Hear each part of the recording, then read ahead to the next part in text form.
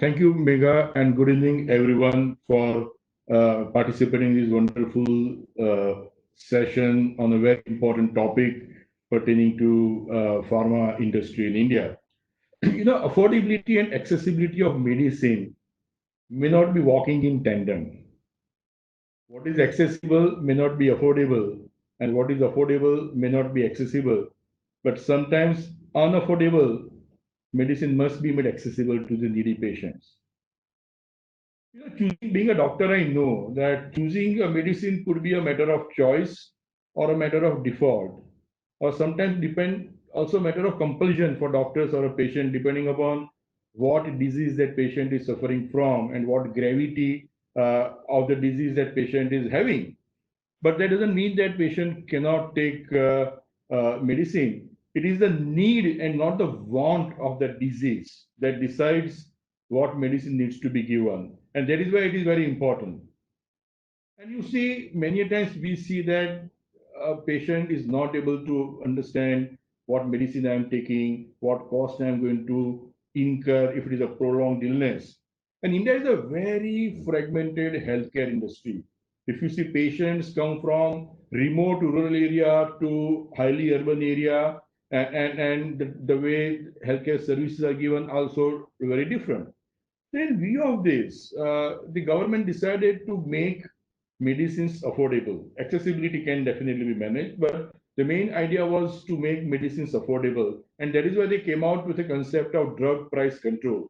Pricing of drugs was very old, but they came out with a kind of a order under Essential Commodities Act, which is called Drug Price Control Order, which came in 1995 and then 2013, and some amendments also happened. But they also made one particular authority called NPPA, which is National Pricing Pharmaceutical Authority, which has been given the power to decide the price of the drug. And how prices are decided? There is a list called NLEM, which is National List of Essential Medicines, where the authorities decide certain medications, medicines, as well as formulations, which are considered to be a part of that schedule, are called schedule formulations. And considering various formulas, etc., they decide the ceiling price of that medicine.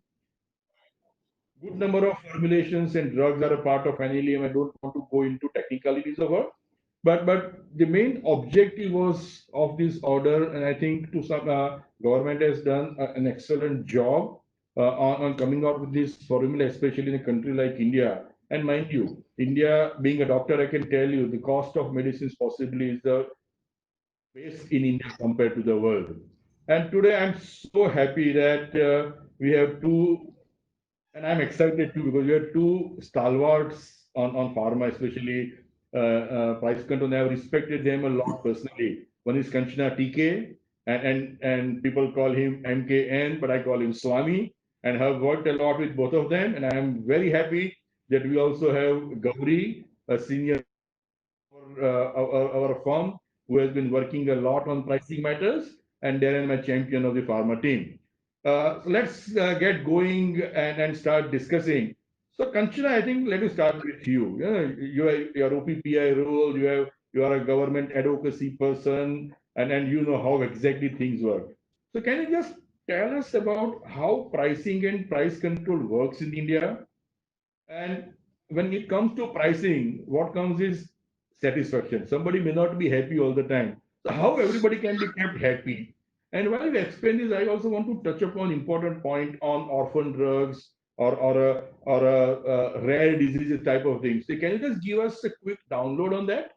Thank you so much, Milind, and thank you to the team of Nishit Desai Associates for having us here today. I think good evening, good morning, good afternoon from wherever you're logged in. It's a digital world. Thank you for really being a part of the discussion. I think the discussion is also critical given that we are in times of COVID. We are in times where multi collaborations are happening between government, industry, across continents, tech companies, biotech companies. So collaboration is the key. And I think nothing is possibly shaken us up as COVID to, to kind of bring all the players on the table. So let me start there because that's a good segue to price control. So let me establish one thing. I think, Milind, we have price control in India. I think that's an established fact, right? So to believe that we have a very clearly defined price control process. We have a DPCO 2013. We have an NLEM, which is revised every 5 years with essential medicines. There's a list that's put out by WHO. There is a proper consultation process. And there's also an opportunity for NLE to come up with drugs in between the 5 years if it becomes. So clearly, there are two clear mechanisms under the regulator, the NLEM under the Ministry of Health, which then becomes the scheduled drug under the regulator.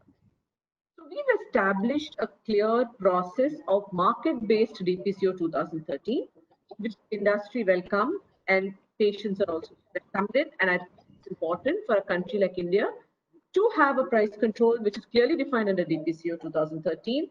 And we must agree, and like I said, like you said, we can't keep everyone happy. And this country is largely out of pocket. The drugs prices are probably the lowest in the world. Still, I think this price control gave a certain framework to work within for patients.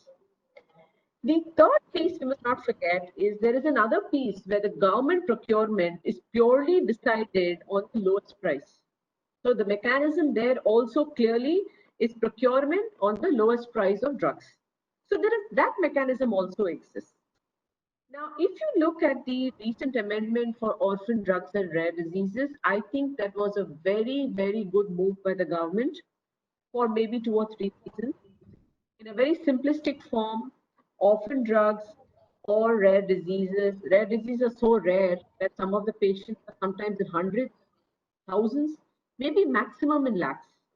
So for a company to innovate and research for a very small volume of patients, it is really something that the innovator research pharma industry is doing today. But we must also understand that it is not a volume game. And hence, price cannot work there. That ratio doesn't work because there is absolutely sometimes 100 patients, 50 patients sometimes. Now, these drugs are made accessible to these patients. But the funding for rare diseases typically comes from governments across the world. Even in India, the Ministry of Health has put out a draft rare diseases policy, which we hope very soon will see light of day. But what we welcome is the fact that this amendment allowed no price control on orphan drugs and rare diseases means all these drugs will be available for patients today in India. The accessibility is almost 100%. So we must understand that the amendment is actually for patients who otherwise will not have access to it. So I think it's very, very good move by the controller, and I think more than the industry, it is a patient group, the rare diseases groups, parents of children who are suffering from rare disease who are welcome. So I think we must thank the government for having considered rare diseases. The second piece I think I would talk about is in terms of price control itself. Apart from the scheduled drugs and the non-scheduled drugs, the process is very clear. We must see that today, for example, for N95, for the mask for COVID, the government stepped in, rightly so. They said two things. One, they said it has to be abundantly available, which is the right thing to do. Second, they also said the prices have to be same as the government procurement prices, right? So I think it's not like the government will not step in if there is a need, but otherwise, for the industry, we prefer that it is worked between the contours of DPC. It doesn't become arbitrary, it doesn't become unpredictable, and it doesn't sit outside of that scope because then the industry is concerned. The other part I think we must recognize for India is almost 100% private manufacturers of drugs, whether it is small drug manufacturers, whether it's bulk drugs, Yes. whether it is Indian or whether it's imported. The Indian government, except two PSUs which are running well, does not manufacture drugs. So the point that a private industry has to manufacture, the economy has to also suit the private industry. So we can't cut so close to the bone. You're a surgeon. You can't cut so close to the bone that you start hurting the person. So if any price control beyond what we have will cut so close to bone, the industry will bleed. And then, as we all know, when the industry bleeds, it is not just jobs, not just economy. But today for COVID, where is the money, surplus money for R&D? If the companies do not have any kind of, they're not strong economic situation, and they're not able to make some profits to roll it back into R&D, it is very hard for companies to do research, even any kind of basic research. So I think somewhere we must understand that the private industry is serving the patients, works along with PCO. Now, one point here I wanted to mention was you mentioned very two words in the same sentence, and that sometimes scares me. You said access and affordability. Uh, that is good. People say access equals affordability. It is scary. So I think for us, we clearly understand that access improves, yes, for basic medicines, NLEM medicines, under price control. I can tell you the patient population is served well by a current DPCO 2030. Yes. Now, the issue comes when people start saying every drug has to be made really cheaply available, even below the lowest drug price in the world. And let me tell you, that does not ensure affordability or accessibility, because it means hospitals, it means private healthcare centers, it means nurses, it means medical practitioners. We're short of doctors today. And the most important point, I welcome what the finance minister said. She said we are putting in more money in the health infrastructure, specifically for better private healthcare centers, district hospitals, medical hospitals, and that is what we want. Because if you have better access, that will allow our patients to reach the center on time and get medication, not just dropping prices. And that has been seen by many studies the industry has done. The third thing I want to talk about is Ayushman Bharat as a vehicle, which is Prime Minister Modi's dream project, and rightly so. They put the stake on the ground. They have increased the sum assured for the family, which is fantastic. But there's so much more can be done through an Ayushman Bharat vehicle rather than price control. So when you create packages that are affordable and involve the industry to participate, and the government purchases directly or through a certain mechanism of packages, you have a more equitable health system than pure price control. In an ideal world or in a utopian world, it seems like price control is the answer. But in reality, it's a dystopian world. It's a scary world because you're partially having access to reality and partially you're delusional about how price control should work. So I think the right balance is, we do have BPCO, we have NLEM, we have a market-based pricing, we have some good amendments that have happened. We welcome the government's recent announcements. But like all policies, and I say this often, and I don't know if, as we speak, the Drug and Magical Remedies Act has also been looked at. Yes. I hope so. But I think these laws, and I know 2013 doesn't seem so far off, but all laws and all policies have to be revisited because the ecosystem is evolving. What is available is evolving. Sometimes even I understand the drug delivery systems are going to change. With COVID, you're possibly going to have things that you can put into your skin patches. How are those things going to be approved? So I think even DPCO 2013 has certain areas of improvement. Of course, I leave it to my experts, MKN and Gauri, to take it. But one thing is important is that from the industry perspective, if I can leave a few words behind, is that the industry is absolutely fine with its current DPCO. What we're not fine with is when there are arbit changes being made because it's unpredictable. It affects the planning. It's not. It doesn't inspire confidence in investors in the country. It doesn't inspire global investments. And I think most importantly, if you make a law or a policy that is practically not possible to implement, there will be delinquency of law, which will be addressed, I'm sure, by experts. And that is why there have been so many issues around the implementation of DPCO 2013. So I think for me, in a nutshell, I think we have worked very well with the government. We've been collaborators. In fact, as we speak today, we are aware that governments across the world are collaborating for the vaccine. Most of OPPI member companies are in that conversation and dialogue. So have Indian companies, because we all need partners. And the one word that I would like to leave is that we're all collaborating at the end for the patient. The patient is at the center of all that we do, but we need support from the government to be able to serve the patient. And if that support doesn't come through predictability and through clear policies, then it is an issue for us. So I will stop there. Of course, there are experts to handle the other issues of DPCO. But thank you for this opportunity, and I really hope that this is a great webinar, and I hope you have a great time with the rest of the webinar. Thank you very much, Kanchan. I think you touched upon very important and most vital element here, that is patient.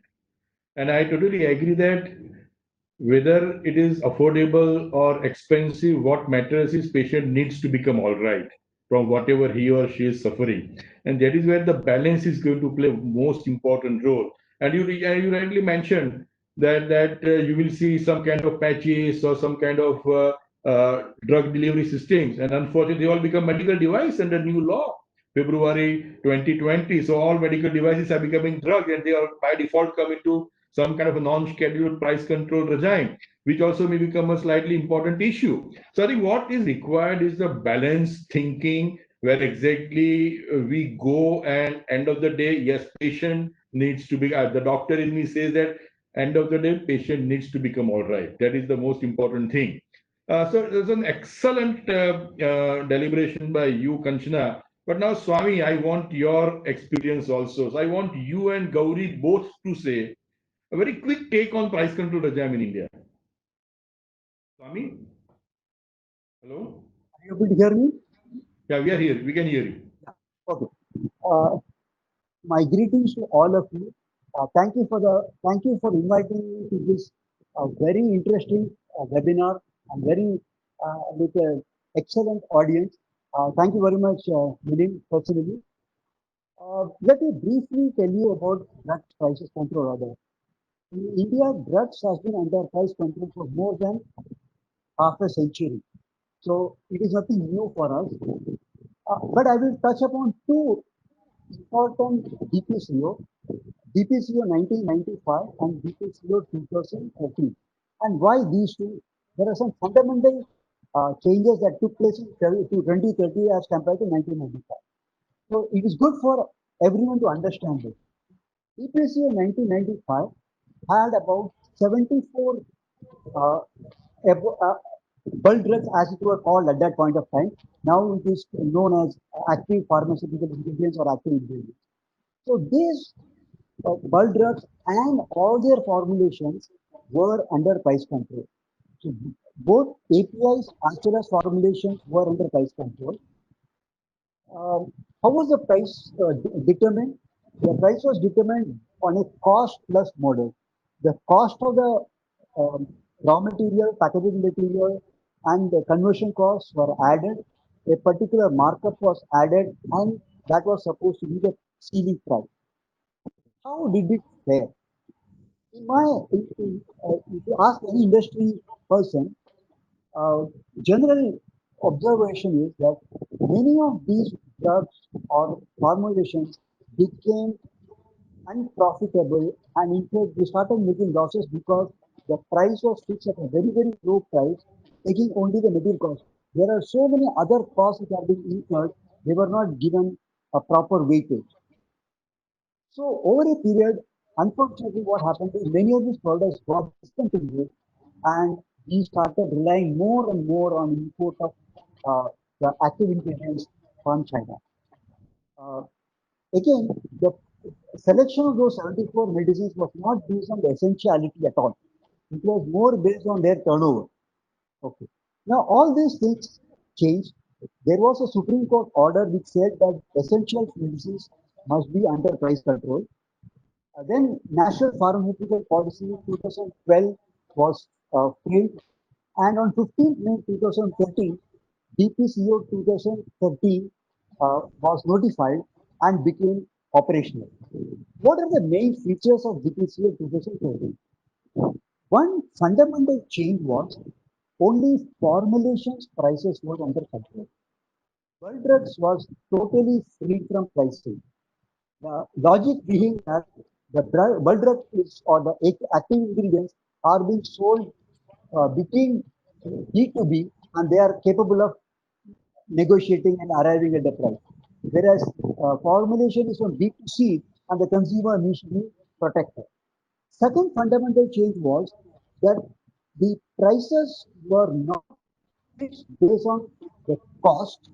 Somebody may think that why market price should touch upon this point a little later in my talk, and it's Yeah, very important point. exactly. Why? Just Yeah, yes. I'm going to touch upon this.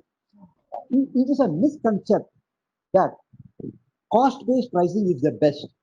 Many people give examples. Look at electricity companies. Electricity is being regulated based on cost. If electricity is being regulated on cost, why not pharmaceuticals be regulated based on cost? Now, what there are huge differences, which I will elaborate some of them.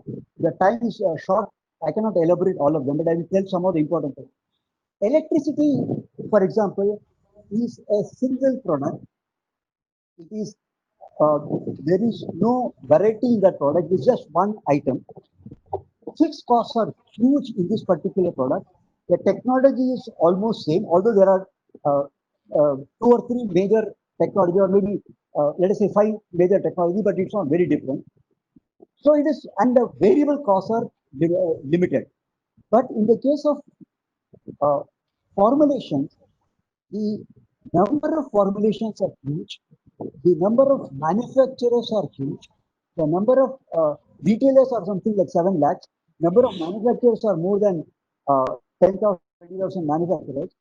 Each one having different technology, and the products, these prices can fluctuate. The raw material prices, the packaging prices can fluctuate drastically, and therefore, with all this, highly complex. So, if you want to build really cost-based methodology, you have to do minute costing of each and every cost, and by the time this is checked by a government office and price approved, the dynamics would have totally changed.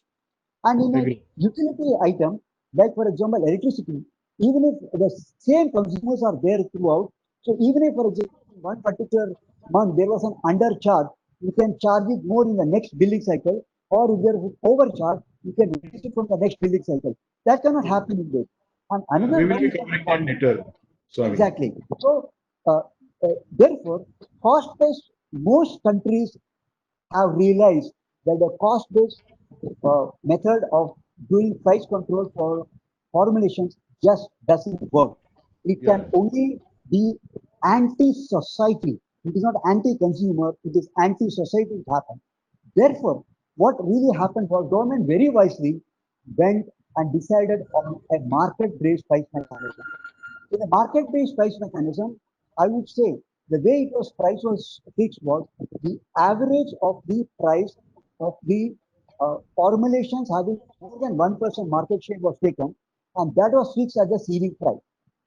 And very wisely, the government said that those who are selling below price cannot increase it up to the ceiling price. Now, I say very wisely from consumer point of view. Okay. So, Yeah. what it happened is it enabled the So, prices to be Swami, available, we and can take even if, later yeah, I questions will stop at also. this. Yeah, Yeah. sure. I will give it to you now because these are the major points that you want to mention. One small I put point I a would very, very like to valid add. point, but I think in next discussion we'll be covering those points. So, Gauri, would you want to add your take quickly in a minute or so? Sure. So I think I think Kanchana and Swami has have covered all the points very very well. Just to add to a couple of points that Kanchana mentioned, I think if you look at an overall healthcare, right, if and and drug price is just piece of that. I think the other things that we notice that some of the governments have begun to do is also focus on the price of the services, because you can't simply talk about price of a drug when it comes to healthcare. How do you also look at the price of the services is something also being considered at the state level, and recently Maharashtra government has taken certain steps in relation to that as well.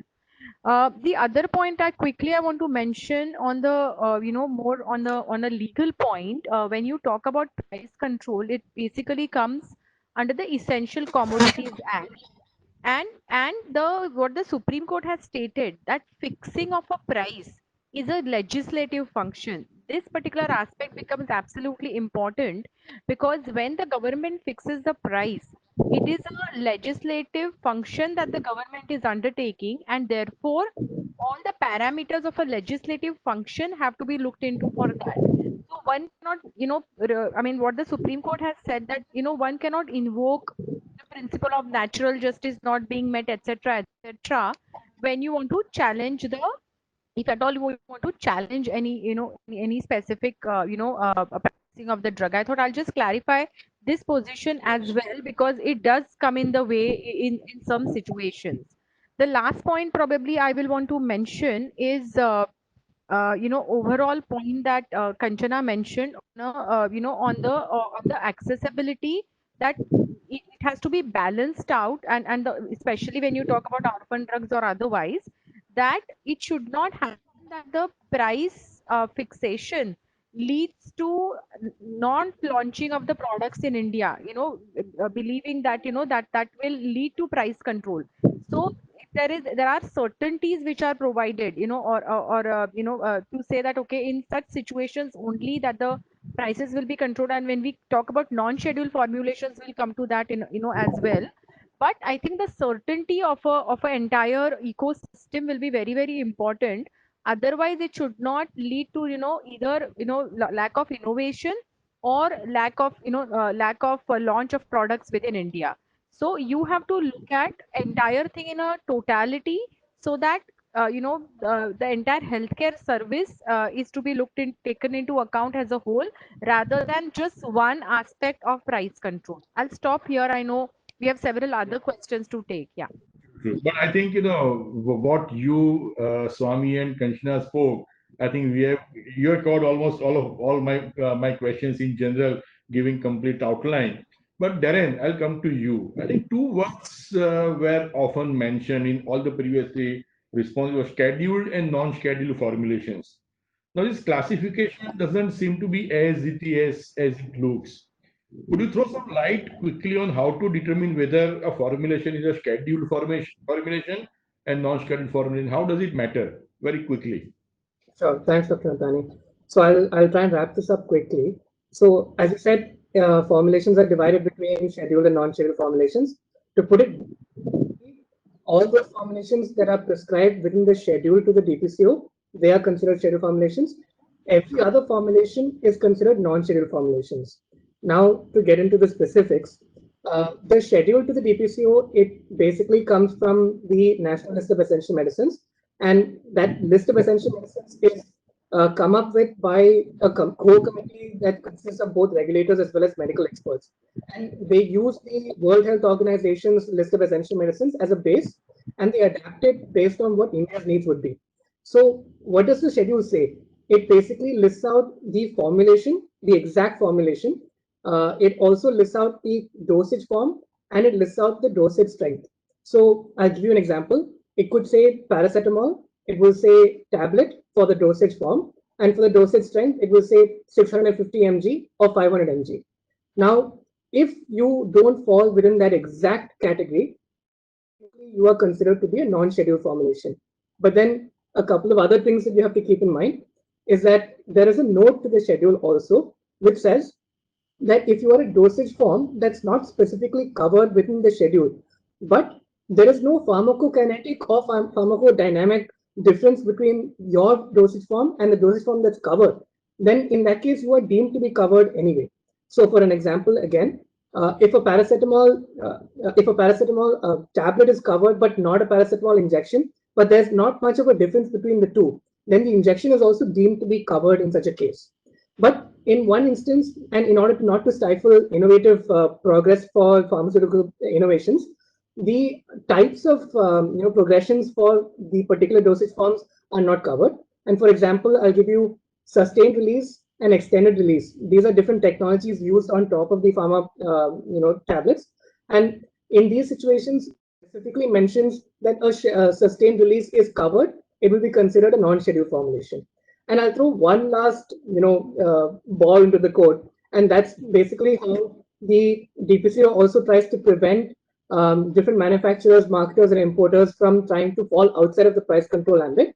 And that's the concept of new drugs and existing manufacturers, which was introduced into the DPCO 2013.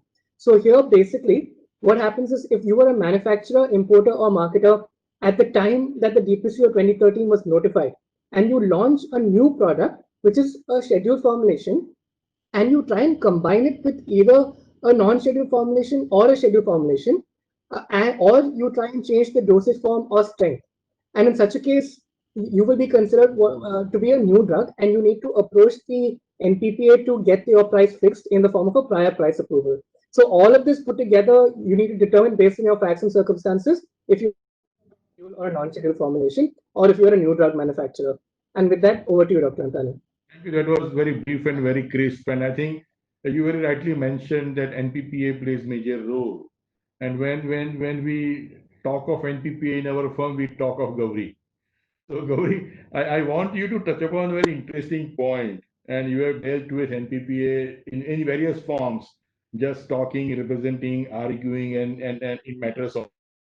I just want you to tell us quickly how actually NPPA functions for price determination, as Darren mentioned, scheduled and non-scheduled formulations.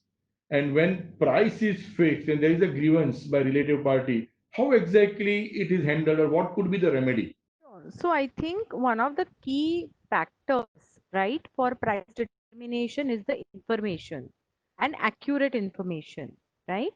So when as Swami mentioned, right, what are the prices of XYZ? Suppose top 1%, of the or what is the price for the purpose of non-scheduled formulation, for example, they are not allowed to increase the price per year more than 10%, right? So there is lot of market data out there, and the NPPA itself has identified the sources from where the market data will be taken, right?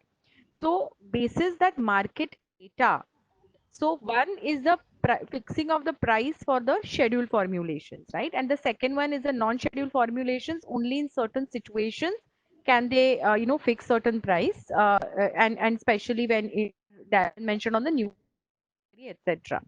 So what the difficulty, that I will deal more on the difficulty side that I have seen is the data collection.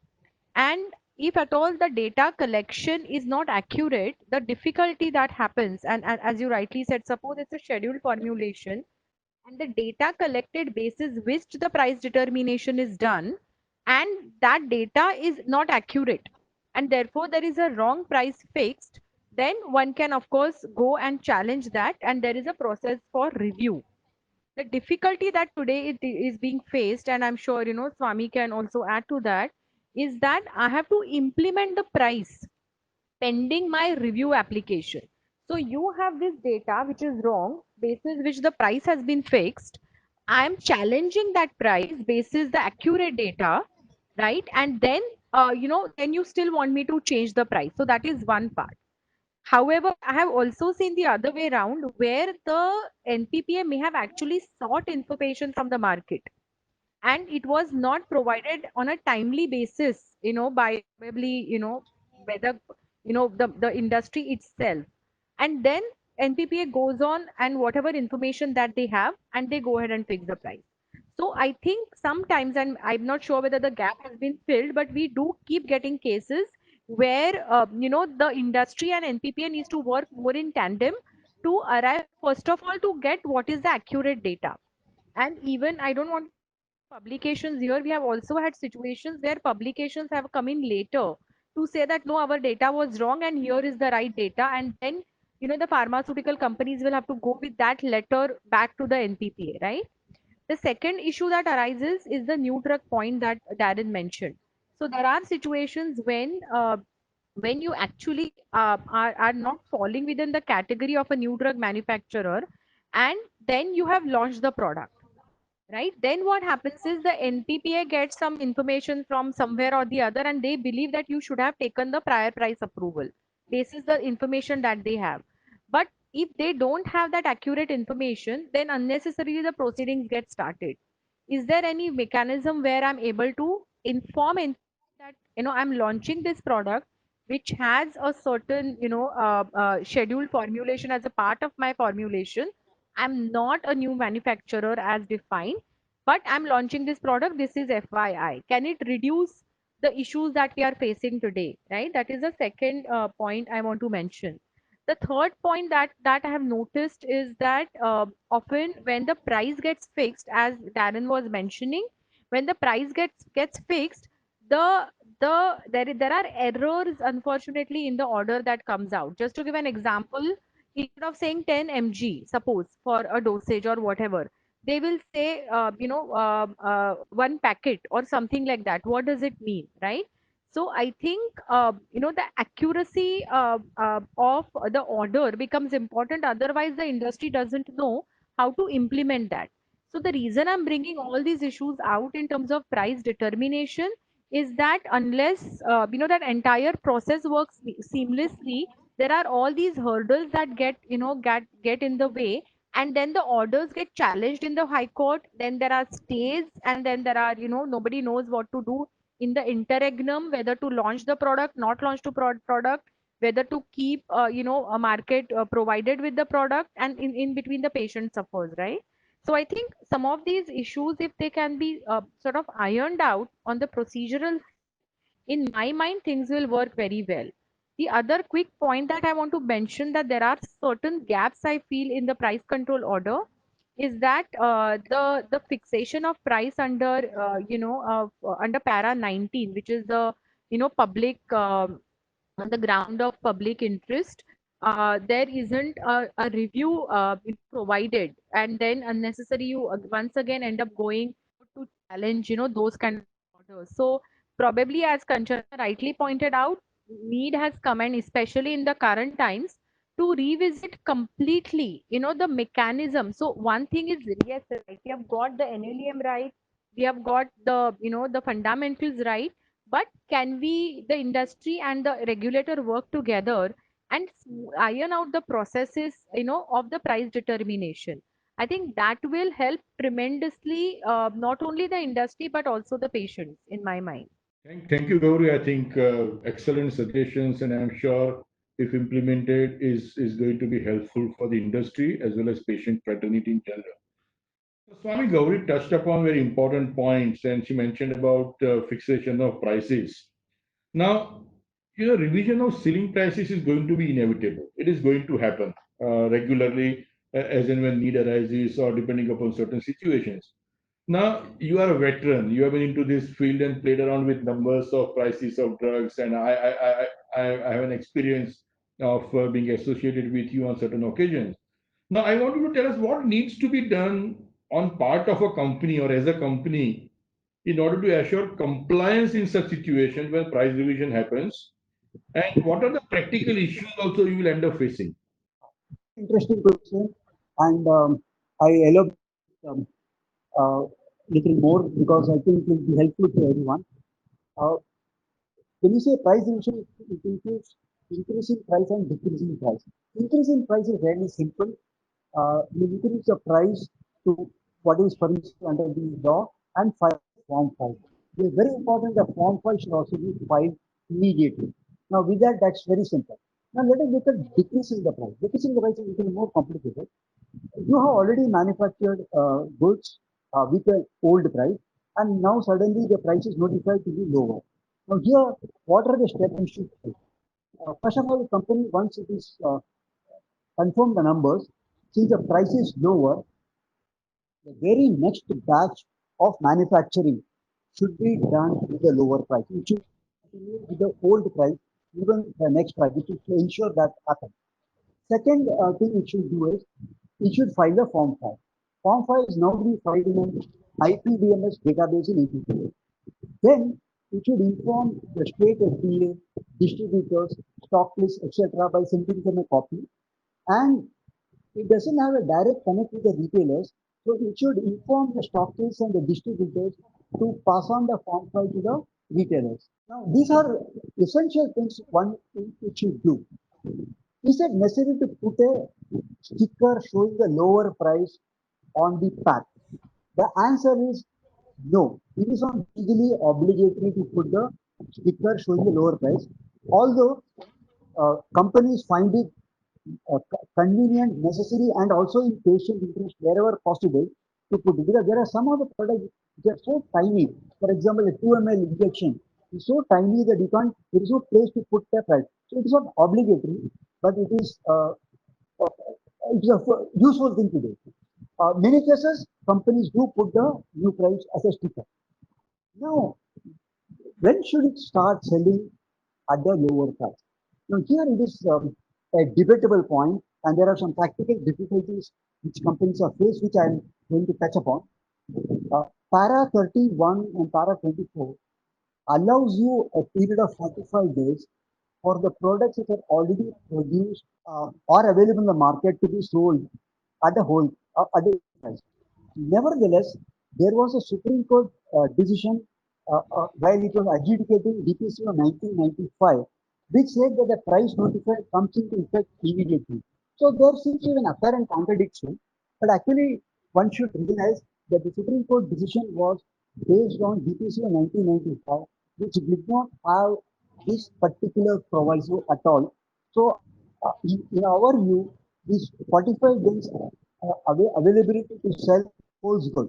Nevertheless, as a prudent manufacturer, I would always advise the manufacturer should sell at the lower price from the next possible day, next day itself, as far as possible.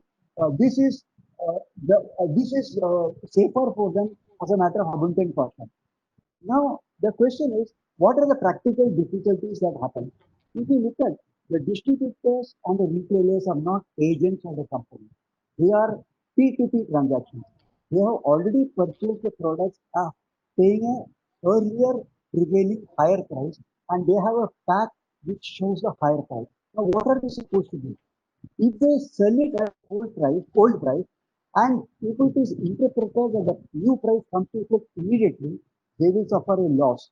So what they will do to recover the loss? Either they have to, and to get the loss from the manufacturer reimbursed can be little complicated of proving, etc., etc. So they will go for a simple alternative of returning the goods to the manufacturer. Now, if all the retailers go to do it, it can be a serious stock shortage.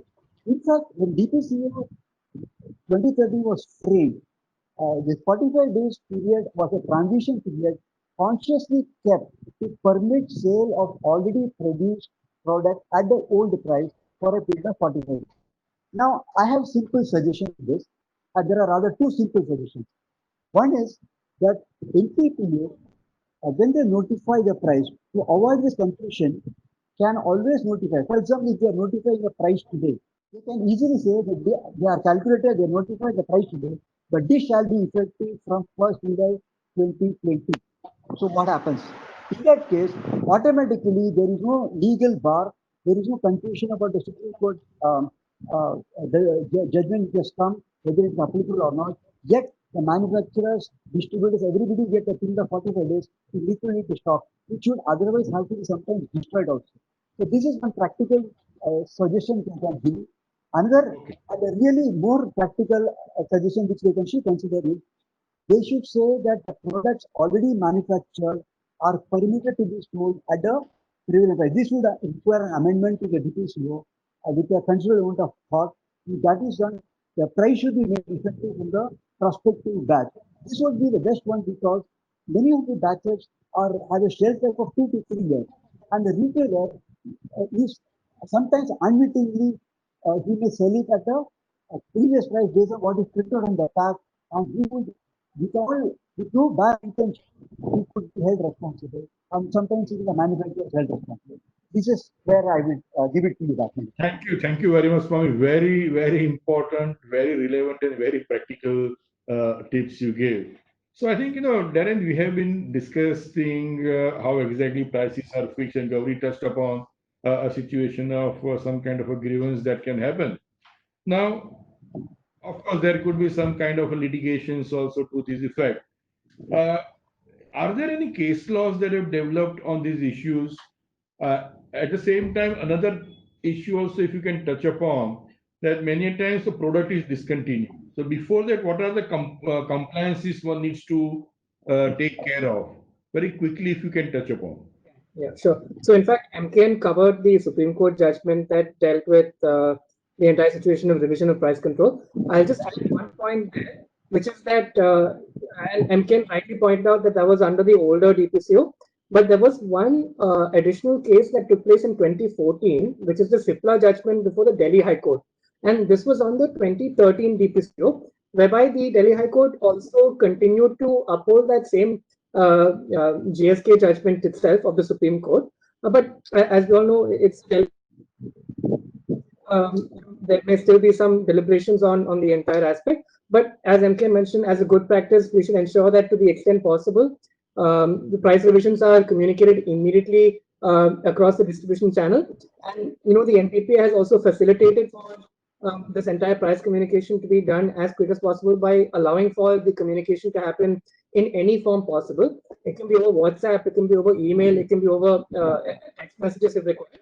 So long as that price list is given to the retailer, your obligation has been fulfilled by making sure that the price revision has been given through the distribution channel itself.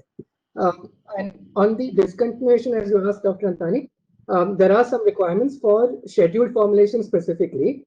So if you do intend to discontinue a scheduled formulation under the DPCO, you are required under the DPCO to do two things. One, you have to intimate the NPPA 6 months prior to your intended date of discontinuation under a particular form, which is Form 4 of the DPCO. And you also have to issue a public notice to the public itself. And so these two conditions have to be met. Now, the NPPA has the authority under the DPCO to, within 60 days of you issuing that intimation under Form 4, to come back to the manufacturer or the importer or the marketer saying that in the public interest, you may need to continue the manufacture at the pre-intimation supply level for a maximum period of 1 year. So if that sort of intimation comes to you from the NPPA, then you may be obligated to have to continue that supply. But overall, this is how the discontinuation process takes place, but specifically for scheduled formulations only. And with that, over to you, Dr. Antani. Thank you very much, Darren. That was very, very crisp and very clear. Now, I think a very interesting paragraph in DPCO, which is Drug Price Control Order, which is paragraph 19. So I want Swami and Gauri both to tell us something, and if Kanchana also. I'll start with Swami first. That paragraph 19 is a powerful, very powerful tool that is available with the authority NPPA. Can you explain what it is, how it has been used in past, and the present circumstances? We got a lot of questions on how authorities will behave in COVID situation. So in the present circumstances, do you think that it can be used again? Swami, very quickly, because it's 9:51. I just got additional 5-6 minutes from the organizer.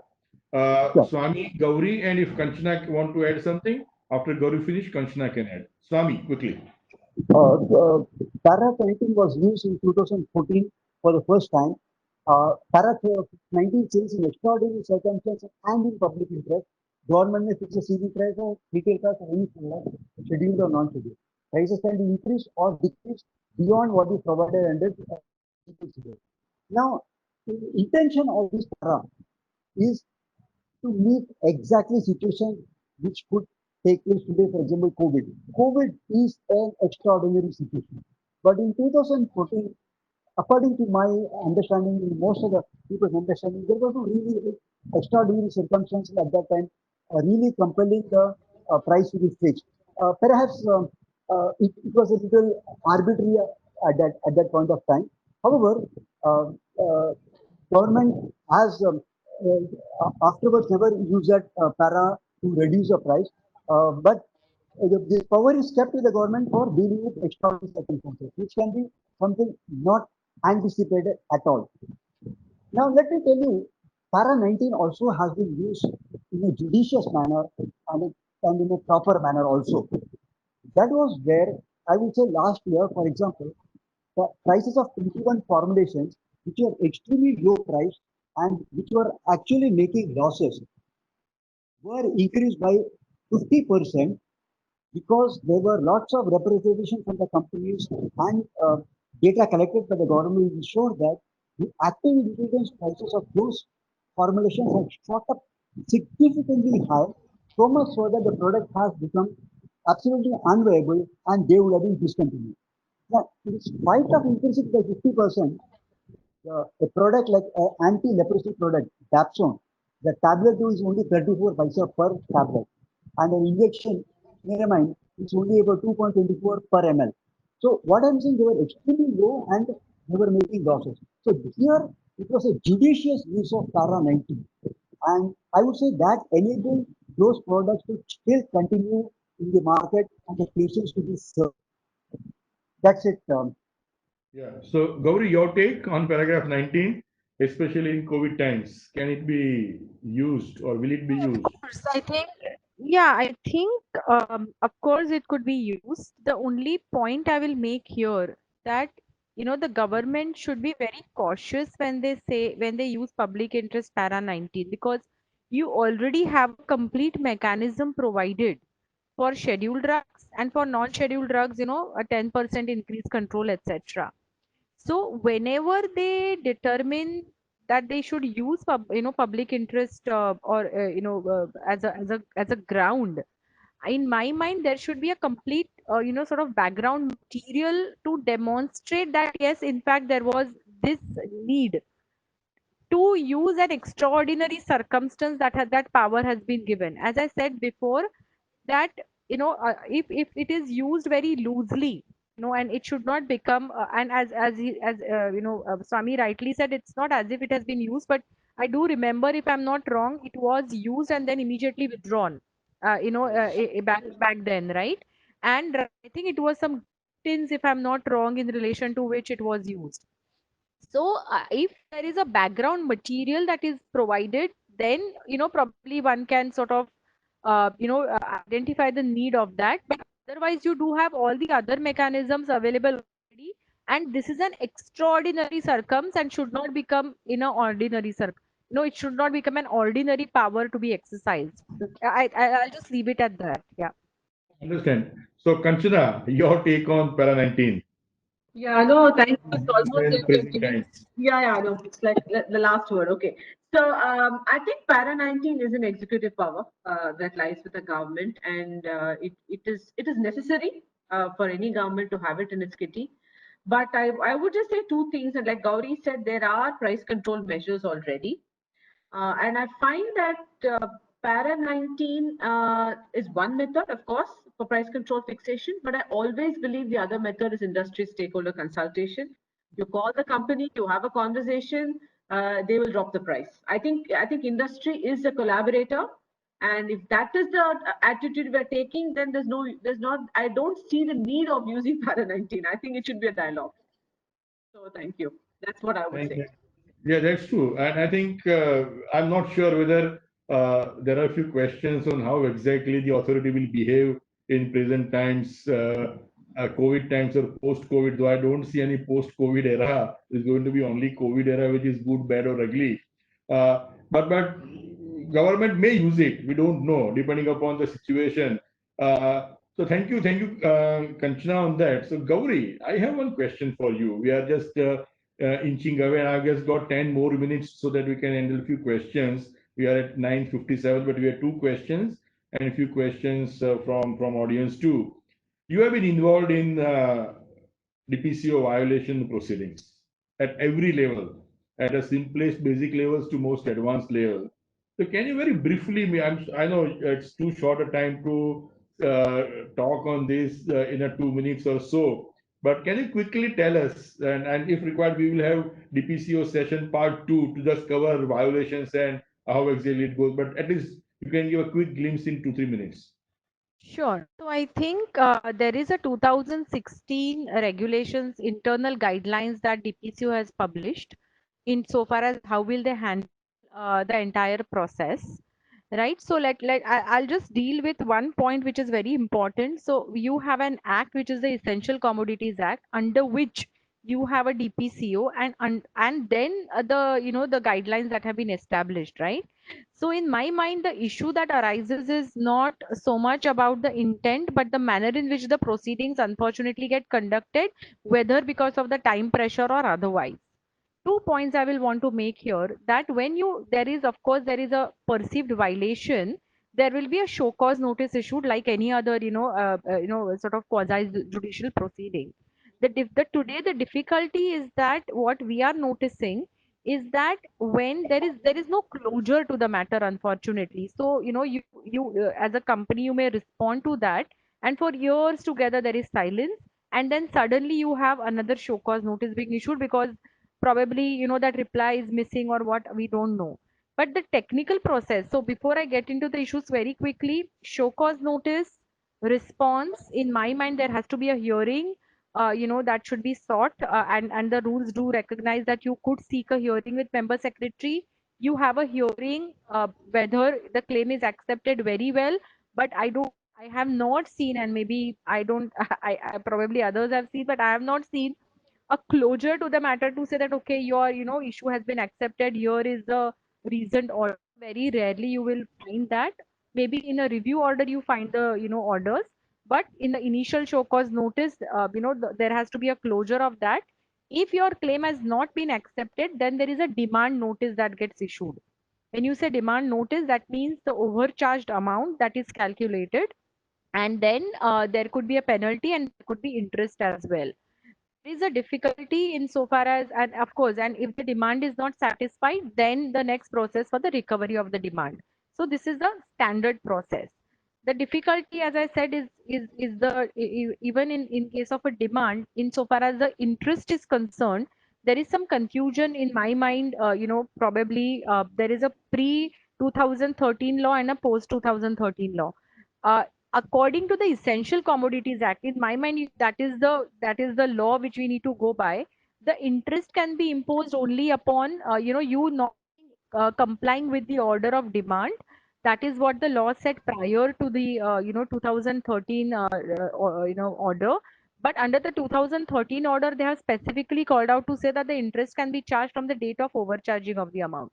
Whether that itself is ultra virus or not is a separate question, but this particular process of the calculation. Now sometimes we have also seen that even after the demand letter has been issued, we have been able to convince the NPPA to argue the matter before NPPA, because the demand notice itself was issued without the show cause notice being the proceedings being completed, right? To summarize, though there is a laid out process, there are these gaps in the carrying out of the process, which we come across. And this is another area which I believe there can be substantial improvement.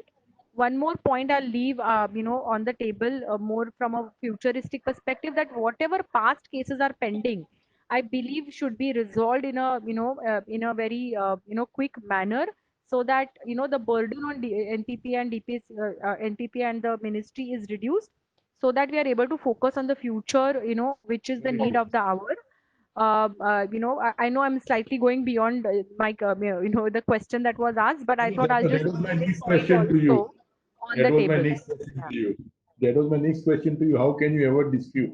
You very rightly said that get backlog off of the radar and move ahead for future. So I think Swami and if possible Kanchana, very quickly a minute. What are the expectations of industry from Sure. authorities? Uh, Just a I will minute. tell you yeah, one important expectation we have is there is one paragraph 81 which mandates that the ceiling price shall be fixed every 5 years or whenever there is a revision of NLEM, whichever is early. Now, this has a potential of price being reduced every 5 years, even though the cost could have gone up significantly high. But my concern is that this can affect the availability of medicines in future.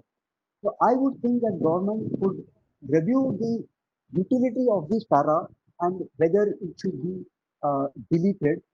And there are enough precautions in para 82 and 3 for protection. So I think this is one suggestion. Second suggestion I would like to make is, um, there are plenty of litigations under DPCO 1987 1995, etc., etc. I would say the government should consider introducing something of an amnesty scheme, very similar to what they have introduced in excise or service tax, Sabka Vishwas scheme, something similar where companies can, because these are sitting in the balance sheet or off balance sheet, and it's a big drain and legal uh, has been costs have been spent and no closure. So this could government could consider. And then another one more point I will tell you and close it because of lack of time. There are many more. Another point is the way of trade margin being computed. Today, in para 4 and 6, they are computing trade margin as M equal to 60. That is 16% of price to retailer is considered as retail margin. In actual practice, the retail margin is being given at 20% of the MRP. So there is a definite reason for revising this before they start fixing the prices again. So these are the 3 points. There are some more, but I think I'm stopping at this. Yeah, I think we will. I think I'm looking at part 2 of this session. That was great. And if Kanchana wants to add any expectation, I'm fine. Otherwise, I can just move on with few questions. But One yeah, minute please. is that we request the government to invite the industry for consultation throughout the policy making process. Very important point. I think that will sum up everything and resolve lots of issue. And we talk of resolving issues. Gauri, you talked excellently about looking at future. So any advice or something how court disputes can be avoided for pricing? Very quick, maybe one line answer.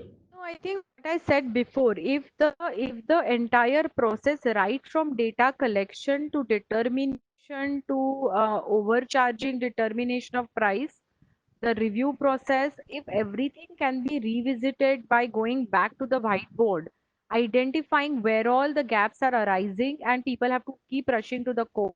If first of all that is resolved, right, by industry consultation, as Kanchana mentioned, then that will substantially reduce the court proceedings, the court challenges. It will substantially reduce the manner in which, the entire process, the time within which the process can be completed. It will reduce your implementation time of the price. I mean, I can go on, but I think I have several points, as Swami said, even I have several points. And probably time has come for all of us to sit together, go to the whiteboard, and make those suggestions to the government in a constructive manner. No, we are here to support the government. Absolutely. I think, you have handled that question, but for the benefit of all the audience, that question is very important. And there's by Franny Patel. Thank you, Franny, for attending this webinar. She has asked with DPCO, does the competition authority have any role to play when prices are controlled by the government? Gauri, can you just talk to audience also?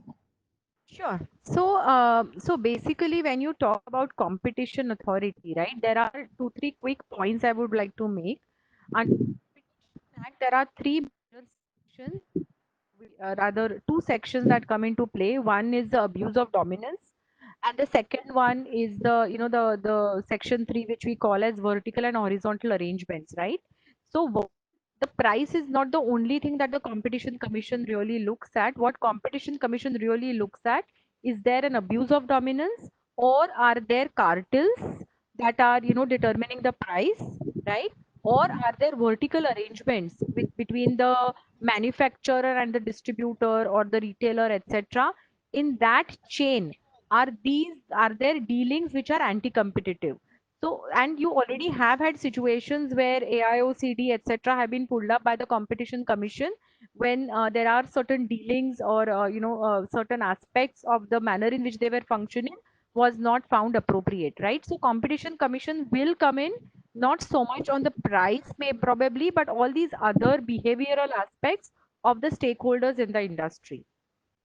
Thank you very much, Gauri. I think we had many questions, but I'm happy that Gauri and Darren have addressed almost all the questions. We have some excellent comments, especially by Sai Giridhar, who has mentioned about the original researcher who has played role in bringing that product must be given some importance and at the cost of price control. that should not be put on sideline. Very important point. There are comments, questions by Dr. Jayshree Singh about WHO measures for prevention of health-related matters include tracking of drug manufacturers in COVID-19. We will address this question offline because there's a long answer to this. But I think at the end, I think it was an excellent discussion, and I agree with Gauri and Swami and Kanchana that we have not touched upon all important points for this particular drug price control order and pricing of drugs in India. Should we, if we get any feedback from all the participants, we would consider having part 2 to cover points which we have not covered, and I'm sure Kanchana and Swami at the convenient time would be attending the same. And I think I would just say that, it is said that drug things which cannot be cured have to be endured. But is it true all the time? No. What matters is a word called rational.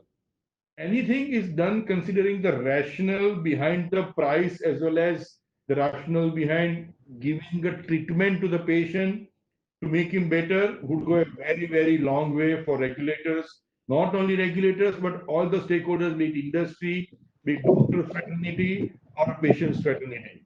What matters is everybody needs to sit together, and Kanchana very rightly pointed out a particular point of collaboration. Regulators, industry, everybody needs to sit together and come out with the best possible solution to come out with the best affordability as well as accessibility for the benefit of patients, not at the cost of doing absolute injustice to various players.